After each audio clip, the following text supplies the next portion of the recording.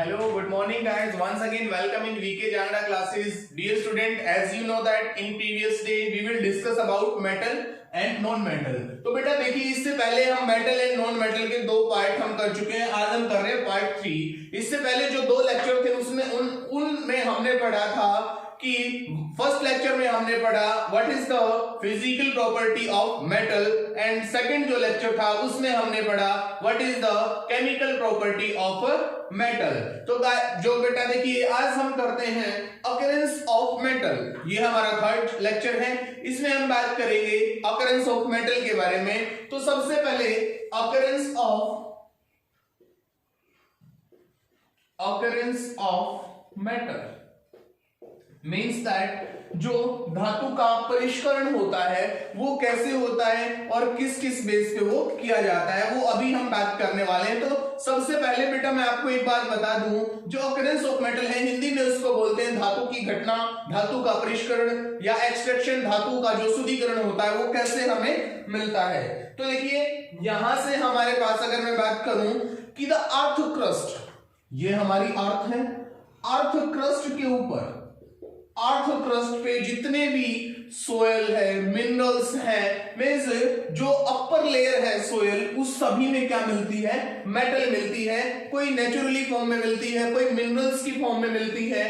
तो ये सब हमें कहां से मिल जाती हैं? अर्थ क्रस्ट से ही मिल जाती हैं। वो डिफरेंट सी लेवल में भी साल्ट जो होता है, समुद्र की बात हम करें, साल्ट में भी डिफरेंट टाइप के मिनरल्स होते हैं, जो क्लोराइड और सोडियम वहीं से हमें मिलता है। तो इसमें क्या है कि बहुत सारी मेटल वहां पे होती हैं, उन्हें हम किस प्रकार डिफरेंट वे में एक्सट्रैक्ट करते हैं, अकरेंस करते हैं मेटल का, तो वो हम बात करने वाले हैं। तो सबसे पहले देखिए बेटा क्या होता है कि कोई तो हाईली रिएक्टिव होती है मेटल, कोई लेस रिएक्टिव होती है। तो उस सब से हमें आगे हम बात करें, जैसे जो अकरेंस ऑफ मेटल है वो हमें तीन वे में मिलती है। मिलती तो बहुत से वे में है, लेकिन जो कॉमन है वो तीन वे हैं जो प्योर फॉर्म में मिलता है। सबसे पहले मेटल ऑक्साइड,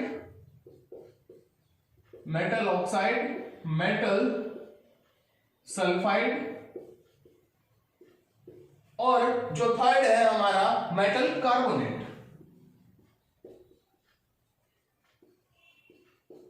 इन तीन और भी बहुत से एक्सेट्रा ये हमें मिलता है। प्रीवियर मींस अगर हम बात करें जो extraction of impurities like sand, oil removed from और दिस इंप्योरिटीज कॉल्ड गैंग। इनको हम क्या बोलते हैं? गैंग बोलते हैं। मींस किसी भी चीज में से इंप्योरिटी जो अशुद्धियां होती हैं उनको निकाल के एक तरफ रख देते हैं, तो हमारे पास क्या हो जाएगा? वो गैंग बच जाएगी। अब देखिए जो इसमें लेस रिएक्टिव मेटल है, इसमें यहां से जो मेटल है उनकी रिएक्टिविटी अलग अलग है। सबसे पहले मैं लेस रिएक्टिव की बात करूं, लेस रिएक्टिव मेटल है। उसके बाद मॉडरेट रेट पे जो रिएक्ट होती है, मीडियम या फिर मॉडरेट रेट पे जो रिएक्ट करती है। उसके बाद लेस रिएक्टिव मेटल होती है। मींस रिएक्टिविटी सीरीज में भी हमने पढ़ा कि लेस रिएक्टिव, मॉडरेट और लेस। मींस सबसे ज्यादा लेस, मॉडरेट और हाईली, सॉरी यहां पे जो हाईली रिएक्ट होती है, हाईली रिएक्ट मेटल। तो सबसे पहले जैसे अगर हम बात करें कि सल्फाइड और है, सल्फाइड और उसके बाद है मेरे पास रोस्टिंग, और जो अनदर वन है वो बन जाता है pure metal, pure metal. Sulphide और रोस्टिंग और प्योर मेटल, कोई भी जो मेटल होती है वो उसके ओर से हमें मिलती है। कोई भी जो मेटल है वो ओर से मिलती है। फॉर एग्जांपल जैसे मरकरी का एग्जांपल है, मरकरी का ओर क्या है? सिनेबार से हमें मरकरी मिली। एल्यूमिनियम है बॉक्साइड से मिलता है। हेमेटाइट, मैग्नेटाइट से हमें आयरन मिलता है। तो ऐसे बहुत से ऑर्स होते हैं। तो यहां से जो कॉपर सल्फाइड है, सल्फाइड ओर की बात करूं कॉपर सल्फाइड की, और रोस्टिंग की बात करूं अगर मैं, जैसे कॉपर सल्फाइड की रिएक्शन जब ऑक्सीजन की प्रेजेंस में होती है हमारे पास, तो यहां से मेरे पास क्या बन जाता है? कॉपर ऑक्साइड और सल्फाइड डाइऑक्साइड बन जाता है मेरे पास यहां से। तो प्योर मेटल कौन सी होती है? जैसे प्योर मेटल हमें मिल जाती है कैसे, कौन सी, जो गोल्ड है, गोल्ड और सिल्वर, ये मेटल है। उसके बाद जो मॉडरेटिंग रिएक्टिव मेटल होती है ये है हमारे पास लेस रिएक्टिव, बहुत ही कम रिएक्ट करती हैं। उसके बाद मॉडरेट की अगर हम बात करें, मॉडरेट में सल्फाइड और होता है, मॉडरेट में जो होता है वो सल्फाइड और उसके साथ साथ कार्बोनेट और रोस्टिंग और कैल्सिनेशन। जैसे सबसे पहले अगर मैं मॉडरेट रेट की बात करूं, जो मॉडरेट होती है मींस मॉडरेट रिएक्टिव मेटल, जो बीच में मध्यम, ना तो ज्यादा हाई होती है और ना लेस होती है। तो सबसे पहले क्या है इसमें, सल्फाइड और उसके बाद है कार्बोनेट और उसके बाद क्या है, रोस्टिंग और कैल्सिनेशन। अब ये दो चीजें देखिए, जो रोस्टिंग है और कैल्सिनेशन है। जो कैल्सिनेशन है वो तो क्या होती है, अब्सेंस ऑफ ऑक्सीजन, और ये क्या होती है, प्रेजेंस ऑफ ऑक्सीजन। मींस जो ऑक्सीजन की प्रेजेंस में होगा वो तो क्या होगा, रोस्टिंग हो जाएगा, और जो कैल्सिनेशन होता है वो क्या है, अब्सेंस ऑफ ऑक्सीजन होता है। यहां से सल्फाइड का मेरे पास जिंक सल्फाइड बहुत अच्छा एग्जांपल है। कार्बोनेट की अगर मैं बात करूं, जिंक कार्बोनेट ZnCO3, तो ये क्या है। उसके बाद इनसे ही हमें क्या मिल जाता है, ये ऑक्सीडाइजिंग एजेंट भी होते हैं, मॉडरेट ऑक्साइड भी होते हैं, जैसे मेटल ऑक्साइड बना देता है ये यहां से जिंक ऑक्साइड। इसके साथ साथ जो रिडक्शन होती है वो किसकी हो जाती है, ZnO, और यहां से Zn+O, जिंक प्लस ऑक्सीजन, ये यहां से इसका रिडक्शन हो जाता है और हमारे पास क्या आ जाती है, प्योर मेटल आ जाती है। उसके बाद थर्ड लेवल पे अगर हम बात करें, थर्ड है हमारा हाईली मेटल रिएक्टिव। ये सबसे पहले हमने बात की लेस रिएक्टिव की, फिर हमने बात की जो मॉडरेट मेटल होती है।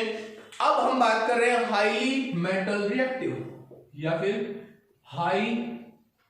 Highly reactive metal.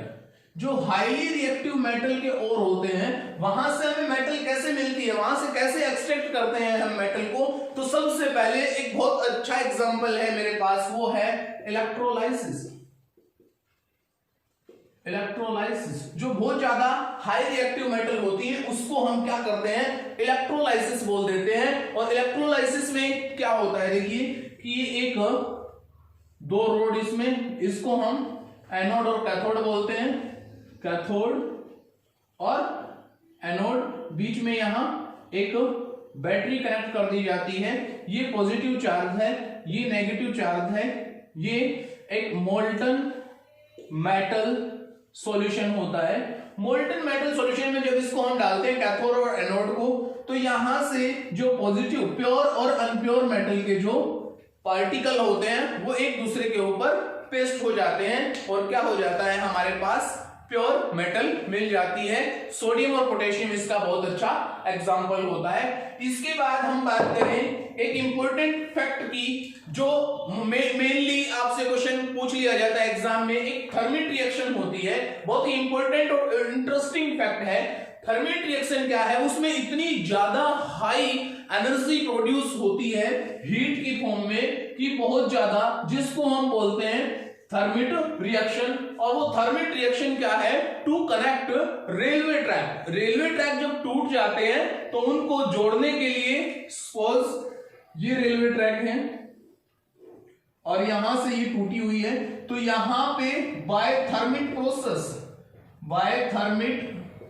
प्रोसेस से इसके अंदर वो लिक्विड फिल कर दिया जाता है, जिसकी रिएक्शन है मेरे पास क्या, Fe3O, यहां से आयरन Fe2O3, इसके साथ जब एल्यूमिनियम का रिएक्ट करवाया जाता है तो बाय थर्मिक रिएक्शन Fe+Al2O3, ये यहां से मेरे पास क्रिएट होता है। इसमें इसको हम एक्सोथर्मिक रिएक्शन भी बोलते हैं, क्योंकि इसमें बहुत ज्यादा हीट प्रोड्यूस होती है। और इसी प्रोसेस से इन दोनों को कंबाइन कर दिया जाता है और रेलवे ट्रैक ठीक हो जाती है। तो गाइस नेक्स्ट जो हमारा लेक्चर होगा पार्ट नंबर 4, उसमें हम बात करेंगे कॉरोजन की और बहुत से इंपॉर्टेंट फैक्ट की। जो इस चैनल पे नया है वो चैनल को सब्सक्राइब कर ले ताकि आने वाली वीडियोस आपको बहुत जल्दी से प्रोवाइड हो सके। And last, thanks for watching, thank you and have a nice day, stay home, stay safe and without disturbing any problems, continues your study with VK Jangra classes. Once again, thank you and have a nice day.